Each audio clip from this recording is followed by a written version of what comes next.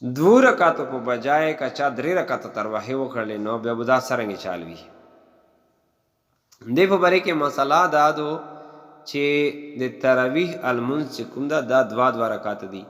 که چا 2 په بجای 3 وکړل او دا په 2م رکعت باندې نوست ښه نه و، یعنی عبده و رسول رسې سبا کې ښه نه ویله او نوستا یې نه وکړه، لانډه دا که چې 2 رکعتو نه بعد دا نوست نه و، نو اوس دا لمونځ چې کوم ده دا په تراویح کې نشي شمېر کېدله، دا به بیا ارګرځوي. او که وخت تېر شول بیا به ارګرځوي ښه نه، هغې ارګرځول بیا مکروه شي.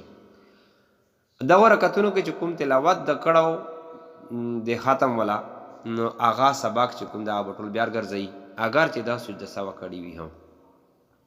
او که چېرې 2 رکعتو نه بعد دا نوست وي بیا هغې نه پاسته دا 3م رکعته چک شوی، نو په دغې صورت کې به د 2 رکعته چې کوم دي دا به صحیح شي او د هغې تلاوت اعاده هم ضرورت نشته ده. صرف 3م رکعت چې کوم ده هغې کې تلاوت چې کوم ده کړو هغه به دا ارګرځوي.